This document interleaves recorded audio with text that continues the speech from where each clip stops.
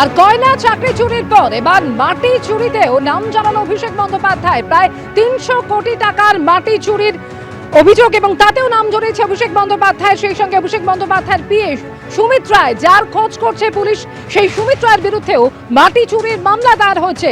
১৬৩ বিঘা খাস জমির মাটি গায়েব হয়ে গিয়েছে, ৩০০ কোটি টাকার দুর্নীতি হয়েছে। মাটি লোপাটে ১২০ ফুট গভীর গর্ত, ছবি দিয়ে এই অভিযোগ করেছেন বিজেপি নেতা অভিষেক বন্দ্যোপাধ্যায় এবং সুমিত রায়ের সঙ্গে দিলীপ মণ্ডলের বিরুদ্ধে অভিযোগ দায়ের হয়েছে। জোকায় সরকারি জমির মাটি চুরির অভিযোগে থানার দ্বারস্থ হন বিজেপি নেতা। ঠাকুরপুকুর মহেশতলা ব্লক তৃণমূল সভাপতি বিপ্লব মণ্ডলের বিরুদ্ধেও অভিযোগ দায়ের। ডায়মন্ড হারবার লোকসভা জুড়ে বিপুল পরিমাণে মাটি কেটে বিক্রি করে দেওয়া হয়েছে এবং আপনারা নিজেরাও দেখেছেন যে এই মাটির গাড়িগুলোর ফলে কত মানুষের অ্যাক্সিডেন্ট হয়ে মারা গেছে। প্রতিবাদের কোনো ভাষা ছিল না। বারবার আমি কমপ্লেন করেছিলাম কিন্তু কোনো অ্যাকশন নেয়নি এবং আমরা নতুন করে কমপ্লেন এফআইআর করছি যাতে ভাইপো এবং তাদের গ্যাং যারা এতদিন ধরে দুষ্কর্ম করে গেছে, পরিবেশে ভারসাম্য নষ্ট করে গেছে, কোনো রকম আইন মানেনি।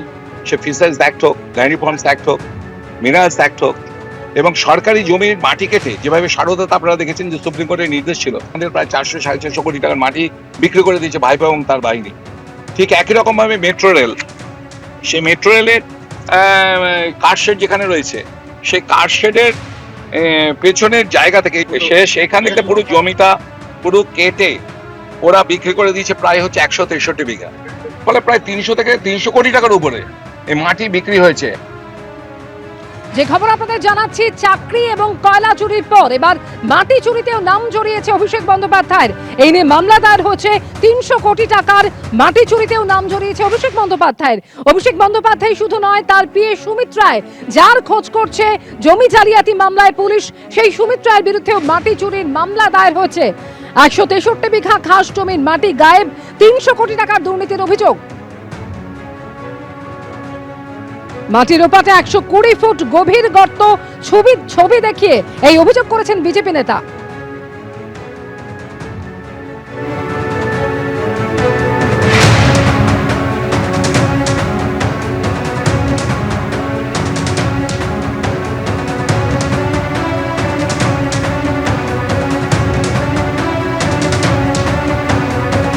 জোকায় সরকারি জমির মাটি চুরি হয়েছে বলে অভিযোগ এবং এই হচ্ছে সেই স্যাটেলাইট ছবি।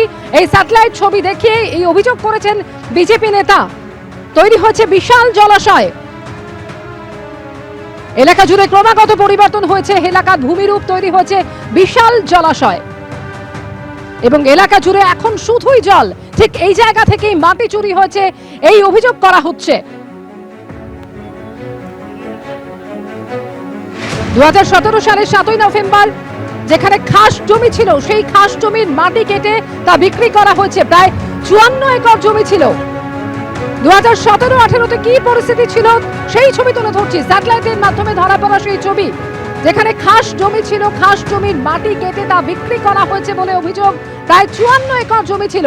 ২০১৮-র ২০ মার্চ খাস জমির মাটি কেটে বিক্রি এবং এরপর ২০২১ সালে দেখুন কিভাবে পরিবর্তন হয়ে গেল ছবিটা। ২০২৩ সাল সেই জায়গাতেই দেখা গেল তৈরি হলো বিশাল জলাশয়, আর এখন সেই জায়গা শুধুই ফাঁকা, অর্থাৎ ক্রমাগত পরিবর্তন হয়েছে এলাকার ভূমিরূপ, তৈরি হয়েছে বিশাল জলাশয়।